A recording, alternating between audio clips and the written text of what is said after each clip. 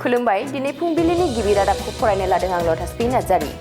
बिमा बिफा आरो लाइमोनफोरखौ थांखिनानै ओंथिगोनां बाथ्रा बुंदों फैलाजे बरग'यारिया।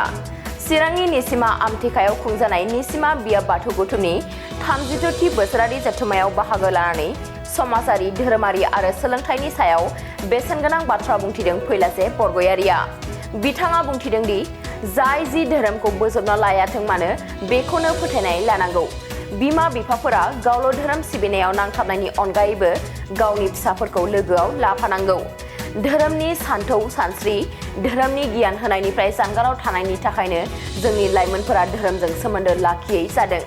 बिथाङा बुंबावदों दि गावनि फिसाफोरखौ धोरोमजों फोनांजाबनानै दोनोब्ला धोरोमनि गियान धोरोमनि गोनांथिखौ बुजिनो हागोन। अब्लानो जोंनि फिसाफोरा गियानि जागोन। मानसिया धोरोमनि सानथौ सानस्रिखौ बुजिनानै मोनाब्ला अगियान जायो। अगियान जायोब्ला आवसारि जायो, जायनि जाहोनाव मोजां गाज्रि सानस'नो हायै जायो होननानैबो बुंथियो बिथां फैलाजे बरग'यारिया। गिबि खेबनि थाखाय आं बेबायदि एसेबां बुरजा मोनसे बियाबाव लाइमोनफोर आरो बाथौ सिबियारि रायजो राजाफोरखौ नुनो मोन्दों। बे हाबाफारियावहाय बे लाइमोनफोर आरो जोंनि जायफोर रायजो राजा बिमा बिफाफोर बिथांमोनजों जोंनि न'खर दानायनि सोमोन्दै समाज दानायनि सोमोन्दै आरो जोंनि गथ' गथायफोरनो गियान होनांगौ आरो क्वालिटि इडुकेसन होनांगौनि थाखाय खोथा सावरायनो मोननानै बिसोरजों शेयार खालामनो मोननानै आं खोब गोजोननाय मोन्दों।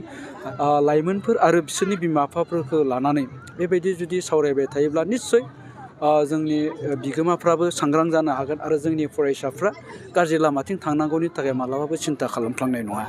धोरोमनि फारसे गोसो होनाया खम जादों लाइमोनफ्रा। दा आं बे बेलायाव नैबेखौसो बुङो एक्सुवेलि जों बिमा बिफाफ्रा गावबागावल' धोरोमजों सोमोन्दो लाखिनानै आर'ज मेथाइ खननानै बा गाव जा धोरोमखौ बिसास खालामो बे धोरोमखौ फालिबाय थाबाल' जानाय नङा। जोंनि लाइमोनफोर जोंनि गावबागावनि फिसाफोरखौबो बे धोरोमजों सोमोन्दो लाखिहोलांनांगोन। जोङो जोंनि फिसाफोरखौ बा जोंनि लाइमोनफोरखौ खोब धोरोमारि फोरबो बा धोरोमारि सानथौ सानस्रिजों बा धोरोमनि गियानखौ होनायनिफ्राय जों एक्सुवेलि जानगाराव थाबाय थानायनि थाखायनो जोंनि गोबां लाइमोनफोरखौ आथिखालाव जों धोरोमजों सोमोन्दो लाखिखो नुदों। बिसोरखौ उन्दैनिफ्रायनो बे अयभासखौ खालामनांगोन। जा धोरोमखौ बियो बिसास खालामो बिदिनो साफ्रोमखौबो जुदि धोरोमजों फोनांजाबनानै दोनोबा गावनि फिसाफोरखौबो निस्सय जोंनि फिसाफ्राबो धोरोमनि खोथाखौ बुजिनानै मोनगोन। धोरोमनि जे इम्परटेन्स बेखौ बुजिनानै मोनगोन आरो बेबायदि जायोब्लानो जोंनि फिसाफ्रा गियानि जागोन। लानाखि मानसिया धोरोमनि खोथाखौ बुजि मोना जायो अब्ला बेयो अगियान जायो। जेब्ला अगियान जायो मानसिया आवसारि जायो। आवसारि जाब्लानो मानसिया बबे खामानिखौ मावब्ला मोजां जागोन बबे खामानिखौ मावब्ला गाज्रि जागोन बेखौ साननो हायै जायो।